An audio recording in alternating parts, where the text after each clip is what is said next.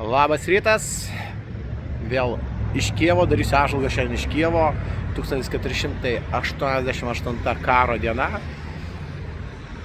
kovo 22 diena, aišku, neeilinė man diena, šiaip švenčiu pat savo gimtadienį, gavau dovanų, apie dovanas pakalbėsim šiek tiek vėliau, aišku, kai visada, jau ne visada, šiaip tai 5. gimtadienis Ukrainoje iš eilės, bet toks darbas, tą ką darau, svarbiausia yra tikslai. Tai va, svarbiausia yra tikslai, kai užsibrėžti tikslai, galbūt jie eina lėčiau negu planavau, bet negaliu skųstis. Tai va, pradėsim apžvalgą šiandien taip netradiciškai su pasakymu, kad pamiršau, ką norėjau pasakyti, iš tikro formatas bus toks, kad 6 laidas bandysiu daryti per savaitę.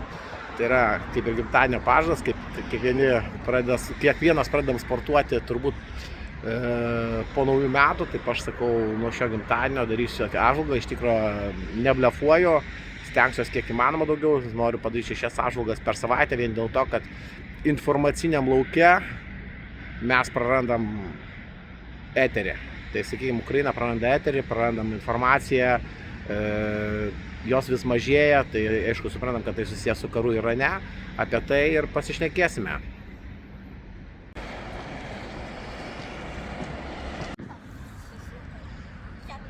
Taip, šiandien pašnekėsim apie efektą. Pigias ir brangias sistemas, skirtumą tarp jų. Ir kodėl aš save vadinu antidronistu, tiksliau daug kas mane vadina antidronistu. Bet aš save vadinu antidronistu ne dėl to, kad prieš dronus ir kad dronai nepasiekė efektą, ne. Jie pasiekė. Bet ne tokio, kokio aš noriu. Ne tokio dydžio. Ir padaro visai kitą dalyką. Dronai tai yra dar viena ugnies sistema, taip kaip artilerija. Aš ją vadinu artilerija, pratęsta ranka artilerijos. Ir tikslesnė artilerija. Bet net nepasiekė tokio efekto, ką pasiekė būtent artilerija. Artilerinis sviedinys turi 8 kg sprogstamos medžiagos. Dronas geriausiu atveju veža 3 kg. Standartiškai 2. O jeigu tai yra kabelinis, kaip aš vadinu, su šviesolaidžiu, jis apie kilogramą veža. Tai galite įsivaizduoti, ką tokia sistema gali padaryti, lyginant su artileriniu šaudmeniu. Reiškia, jeigu mes jas padarom kombinuotai, mes pasiekėme efektą. Bet efektą pasiekėm taktiniam lygmenyje, o ne operaciniam ir strateginiam lygmenyje. Va, kur yra skirtumas. Karai laimimi ne apkasuose. Karai laimimi tada, kada strateginis lygmuo kalbasi apie taiką ir sako, mes sutinkam su jumis, su jūsų sąlygomis. Ir padarysim viską, kad karas sustotų. Nes tada pajaučia grėsmę savo gyvybei. Taip, tai vat būtent naujas sąlygas, karo sąlygas, taktikas pradėjo demonstruoti amerikiečiai su izraelitiečiais arba žydais. Ir tai labai gerai. Ką jie padarė? Padarė tai, kad ne karius įsiuntė prieš karius kariauti. Tai yra paprasčiausiai. Valdančiai daugumai pasiųsti karį yra paprasta. Jis nusiuntė karius, jie žuvo, atidavė pagarbą tam kariui, palaidojo, sumokėjo kompensaciją, viskas. Bet jis toliau gyvena, jo šeima gyvena, jo vaikai gyvena. O čia atėjo pikti amerikiečiai, Trumpas, žydai, kurie ilgą laiką planavo susitvarkyti su arabiškuoju, galbūt musulmoniškuoju terorizmu. Ir jie padarė labai paprastai. Pirmiausiai kirto galvas per valdančią daugumą. Ir čia jau keičiasi karo esmė. Kol kas mes nematom karių operacijų, antžeminių operacijų. Aišku, jos bus. Be jų niekad neapseisim, nes karys turi būti ant žemės. Ten, kur karys, tiksliau pėstininko koja stovi, ten yra paskutinė linija, kurią kariaujam. Tai vat šitoj vietoj pasakyti, kad karių nebus, nesutiksiu. Galbūt ir nebus, pažiūrėsim. Karas dabar vyksta, jeigu neklystu, 3 savaitę. Per 17 dienų buvo paveikta 17 000 taikinių. Bet taikiniai paveikti taip, kad sugriauti pilnumoje.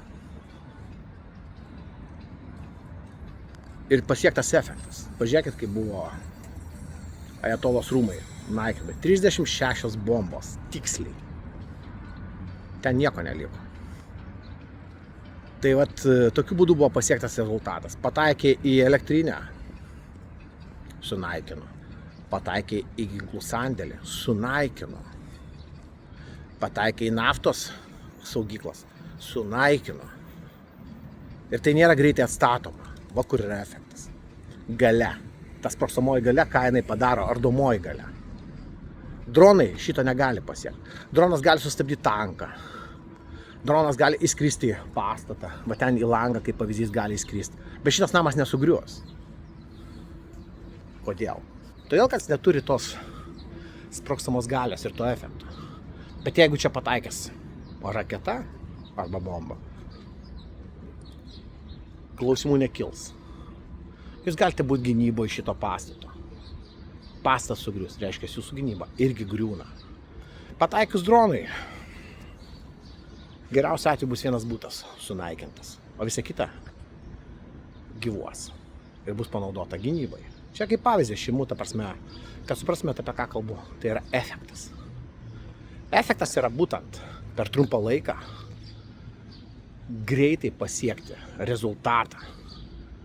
Dronai efekto nepadaro, dronai medžioja, jie yra geri medžiotojai, bet efekto nepadaro. Mes matom kolonų sustabdymą, sunaikinimą, bet tai nėra efektas, tai yra medžiojimas. Kolona 10 transporto priemonių sunaikinimo kolonos sunaikinimu užėmė arti pusę dienos. Mano skaičiavimais. Sakė visą dieną šiaip ukrainiečiai, bet aš skaičiuoju, kad pusę dienos. Tai nėra efektas. Tai yra tik rezultatas. Sunaikintos priemonės. Bet jeigu tai būtų kombinuotas variantas, atskrido dronas, pataikė į pirmą mašiną, sustabdė, pataikė į paskutinę mašiną, sustabdė, būtent tinkamam taške, kur artilerija yra prasišaudžiusi. Įsivaizduokit, 10 kolona juda. Žinom, kad judės 10 kolona. Man reikia 3 pancerių. Ir tie 3 panceriai iššaus vienu metu, kai kolona sustos pagal komandą. Po 5 šūvius. Ir 15 sviedinių ateis vienu metu. Taip, būtent vienu metu. Nes panceris tai gali padaryti. Archeris ir visas kitos sistemos, naujoviškos. Nes jos gali šauti iki 10 šūvių, atsitraukti ir tik tada pradės kristi sviediniai. Va čia yra efektas. Įsivaizduokit. Pataikė pirmą mašiną, antrą mašiną ir už 2 minučių arba tuo pačiu metu pradeda kristi 15 sviedinių ant likusių 8 mašinų. Manau, čia efektas. Panika. Efektas pasiektas. Kolona sustojo, sustabdyta, kolona sunaikinta, su ekipažais, su viskuo. O čia mes kalbam apie efektą. Ką mes matom Ukrainoje? Matom medžioklę. Tankas pamuštas, nuvažiavo arba atsitraukė. Šarvuotis atvažiavo, matom atidarytas duris. Ką tai reiškia? Reiškia pėstininkai išlaipinti. Taksi atliko darbą. Pėstininkai įsilaipino. Ir jie eina į pozicijas, kuriuos jau bus sunku sumedžioti. Reiks laiko. Tai nėra efektas. Tai yra tik tai skaičiai. Skaičius mes matom didelius būtent Ukrainoje. Bet ar pasiektas efektas? Ne.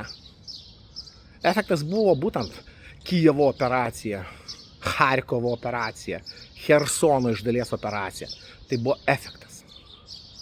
Staigus netikėtas efektas, tai yra operacinio lygmens. Kai priešas traukėsi ir nežinojo, ką daryti. Dabar tokio efekto jie nepasiekė, nes priešas išmoko kariauti su šitom sistemom, kariauti su šituo savo priešu, kaip mes jį vadiname priešą, jis mus irgi vadina priešu. Jeigu ukrainiečiai padaro efektą Kursko srityje, po 4 savaičių efektas dingo. Priešas, ką padarė, išmoko kariauti ir sustabdė ir perėmė iniciatyvą. Paskutinis efektas – Starlinkų išjungimas. Vau, panika. Rusai negali, neturi ryšio. Šiai dienai atstatyta yra 60%, jeigu neklystų ryšio. Be Starlinkų. Taip, senovinės priemonės mes galim juoktis, bet jos dirba. Tampomi laidai, telefonija dirba, tokia antro pasaulinio karo. Bet jinai dirba, valdymas vyksta. Yra pliusai, yra minusai. Jos neįtakoja rebai. Niekas neįtakoja. Nu, išskyrus pelės. Pelės sugraužia laidus. Čia irgi šio karo dideli nuostoliai. Ta pati turi telefoniją, tokią pačią turi ir ukrainiečiai. Tai čia lygiai kenčia vienodai. Bet aš kalbu, kur yra minusai. Bet realiai tai yra dirba. Toliau įstatė Wi-Fi tiltus, routerius į medžius kelią. Taip, tai nėra taip efektyvų kaip Starlinkas. Bet jie naudojasi tuo, ką turi. Ir ta sistema dirba. Nesvarbu, kad ne taip efektyviai, bet jinai dirba. Ir jie eina į priekį. Tai va čia ir yra efektas. Efektas yra tada, kada priešas nesitikė, kada yra greitai sunaikinamas, uždaromas. Ir tu per tą laiką atvirą langą jau suplanavai kitą operaciją, kaip šachmatuose. Ir vėl turi 4 savaičių langą. Reiškia, priešas jau reaguoja ne į vieną atvejį, reaguoja į antrą. O įsivaizduokit, jeigu taip visus metus, 4 savaitės, po 4 savaičių, kitas langas, kitas. Kaip įsivaizduojat, kiek priešas galėtų įsilaikyti? Va čia yra planavimas. Apie tai, ką mes ir kalbam. Izraelis, Amerika naudoja brangius ginklus, kainuoja brangiai. Diena apie milijardas galbūt. Bet jeigu jie karą laimės per 100 dienų, geras pasakymas, 100 dienų, nekalbu 10 dienų, nekalbu 3 dienas. Nekalbu SVO per 3 dienas. Aš kalbu apie 100 dienų. Jis kainuos apie 100 milijardų. Ir jeigu kariaus be pėstininkų, aišku, aš netikiu, kad tai įmanoma, bet jeigu privers Iraną sutikti su jų sąlygom, tai bus turbūt pats efektyviausias karas. Tai bus pasiektas efektas. Be pėstininkų, brangiom technologijom. Tai pagalvokim, ar mums reikia daug pigių, ar mums reikia gerų partnerių, sąjungininkų ir brangių technologijų. Reiškia, mes turim gerai gyventi, uždirbti, kurti tą, ką aš dabar darau. Aš kuriu, aš testuoju iš savo pinigų. Taip. Prie ko tai veda? Veda prie to, kad sistemos kainuos brangiai. Nepaslaptis. Kodėl? Todėl, kad aš investuoju savo laiką, rizikuoju savo gyvybę, aukoju šeimos laiką, šeimos interesus. Šeima manęs nematė iš 5 metų, turbūt aš 70% dienų praleidžiu Ukrainoje. Taip, aš pasirinkau tokį gyvenimą, bet gyvenimas vardan to, kad galėtų mano šeima ramiai gyventi, galėtų keliauti laisvai. Tai, ką ir dabar padariau, buvau išvykęs į Barceloną pailsėti. 4 dienas su žmona išvykom, pailsėjom. Gera nuotaika, pailsės. Blaivi galva. Toliau dirbu. Tai va čia ir yra efektas. Efektas tas, kad bus brangu. Nes į tave niekas neinvestavo. Tau nepadėjo. Niekas neklausė, iš ko tu susimokėsi mokesčius. Iš ko tu gyveni. Aš nuo 22 metų Ukraina. Iš ko gyvenu, pats nežinau. Taip, juokauju, nežinau aš iš ko gyvenu. Gyvenu iš savo santaupų, iš savo mažo versliuko. Tai ir yra siekiama pasiekti efektą taktiniam lygmenyje. Taktinis lygmuo kalba apie tai, kad jeigu aš su savo sistemom Ukrainoje sugebėsiu išvesti 1000 karių per parą. Čia yra tikslas. Ir tai, sakyčiau, geras tikslas. Prie to, ką dabar išveda, pridėkime dar 1000. Tai rusai per mėnesį prarasdinės apie 60 000 karių. Jų resursai yra apie 40-45 tūkstančiai karių per mėnesį surinkti. Reiškia, jie jau eis į minusą. Ir čia jau bus pasiektas efektas. Taip, tas efektas netoks pigus. Tiksliau, netoks greitas, bet jis yra pasiekiamas. O kaip tai yra pasiekiama ir kaip tai atrodytų finansiškai? 1000 karių grubiai išvesti kainuotų vieną karį, sakykim taip, apie 3200 eurų. Ar tai yra daug? Skaičiuokit patys. Bet čia būtų pasiektas efektas. Šokas. Įsivaizduokit, jeigu taip 3 mėnesiai iš eilės, tokie rezultatai. Tai vat mes kalbam apie efektą ir kariškiai dirba prie efekto, kad pasiekti rezultatą kuo per trumpesnį laiką. Ukrainoje šiai dienai tai yra efektas nepasiekiamas dėl kelių dalykų. Tai pirmas dalykas, tai kad jie kariavo tą patį karą, tą pačią taktiką naudoja, ką naudoja rusai. Nu, taip yra. Aišku, yra vienetiniai daliniai, kurie keičia taktiką, mąstymą, bet tai užtruks. Vienas dalinys arba korpusas gali laimėti mūšį, bet ne karą. Karą reikia sistemos. O sistema yra kuriama ir gaila, jinai kuriama labai lėtai. Keičiasi, transformuojasi, matom, visą tai vyksta. Bet ne taip greitai, kaip galėtų. Tai va čia kalbėjom apie efektą ir ką mes norim pasiekti. Apie tai mes dar kalbėsim. O dabar einam prie fronto linijos. Fronto linijoje tas pats efektas. Kas įvyko, praktiškai rusai pradėjo masinę ataką, puolimą nuo Limano iki Dobropilės, Zaporižės. Taip, per visą fronto liniją. Bet kas keisčiausiai, vienu metu jie panaudojo apie 500 karių, 28 baikerius, 100 baikerių, 28 šarvuotas transporto priemonės. Tai yra apie 600 karių. 6 puolimo kryptis. Ką tai reiškia? Po 100 karių į vieną kryptį. Juokaujat, ponai? O čia yra efektas. Išsekinamo karo efektas. Tai rodo, kad rusai jau neturi tų pajėgumų, kuriuos galėtų mesti.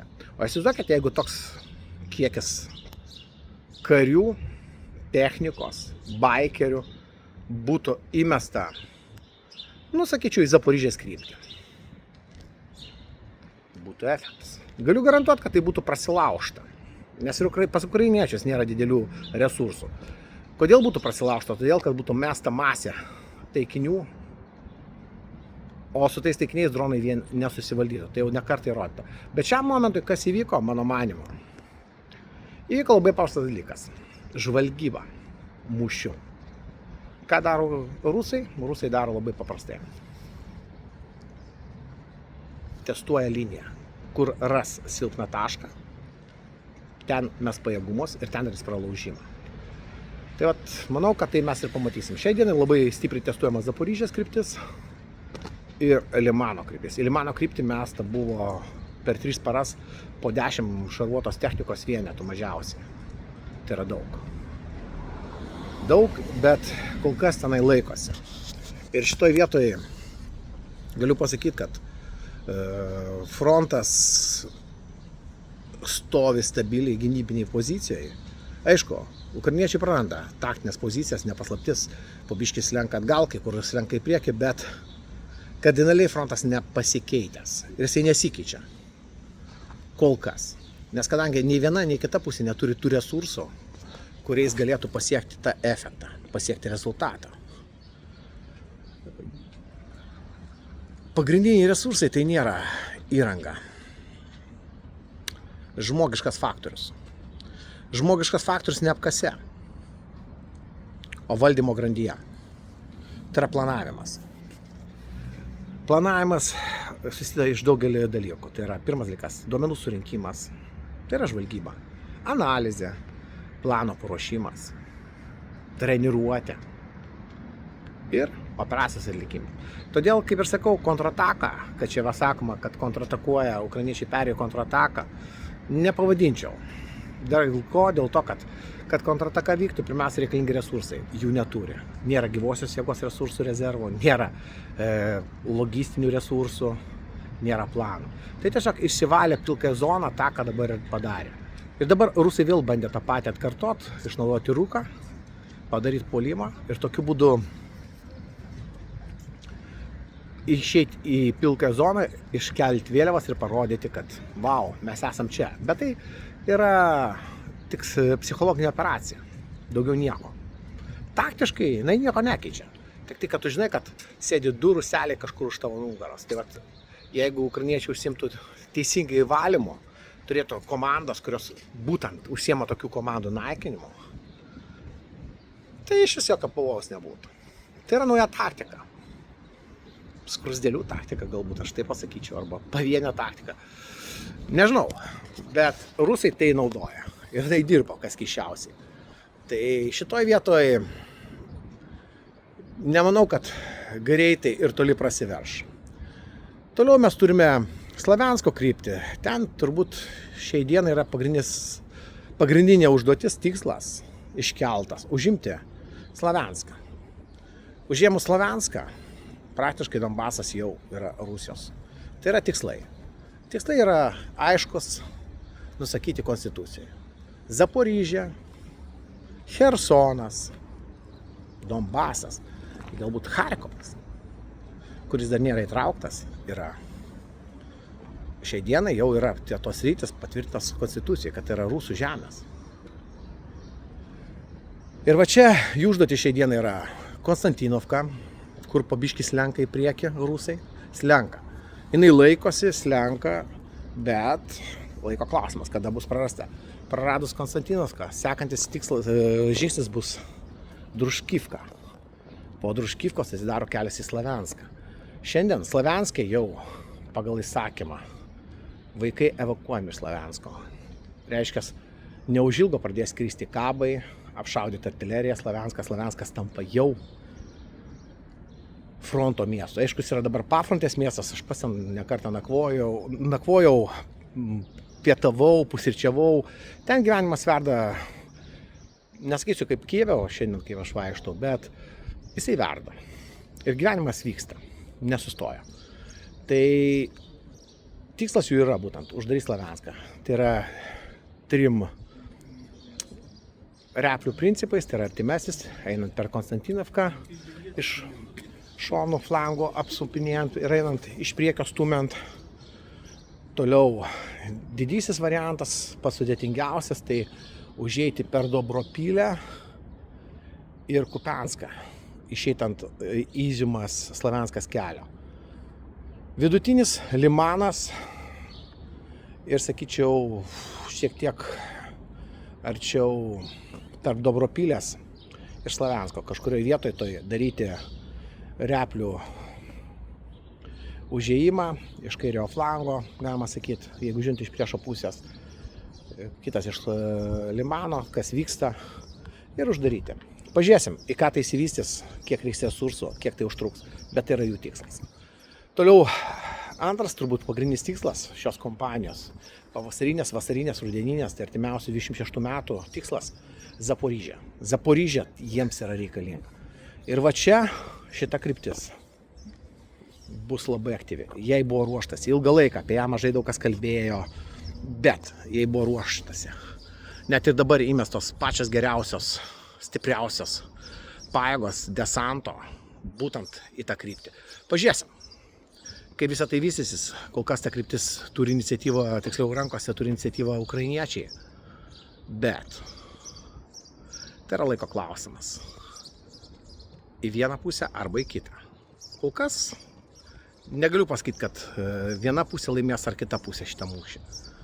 Bet jeigu ukrainiečiai atlaikys dar vienus metus tai, ką dabar daro Zaporižės kryptyje, tai manau, kad 27 metais galima bus kalbėti jau apie realių derybų planą, kurio dabar nėra. Dabar yra jis imituojamas. Tai va, dėkui, kad stebit kanalą, remiat, laikinat, matau žinutės eina su sveikinimais, dėkui visiems, kas sveikinat per Facebooką, ten galit labiau stebėti. Kaip ir minėjau, nuo šios dienos pabandysiu daryti kiekvieną dieną, yra tiksliau 6 dienas per savaitę apžvalgas. Reikia kažkokį pažadą savo naujiems metams suteikti. O antras dalykas, tokiu būdu atgaivinsim informacinį lauką apie Ukrainą, nes šiai dienai tikrai informacijos lietuviškos labai trūksta. Nors ir pasauliniai žiniasklaidai labai sumažėjo informaciniai srautai. Tai dar kartą dėkui, gero sekmadienio ir susimatysim rytoj apžvalgoje. Nepamirškit spaust like, dalintis, komentuoti, kas svarbiausiai. Ir visais kitais būdais palaikyti šitą kanalą. Kanalas laikosi, aš laikausi. Ir dar kartą dėkui dėdė, kuris parėmė projektą. Dronai atvažiavo. Rytoj mes jau fronto linijoje.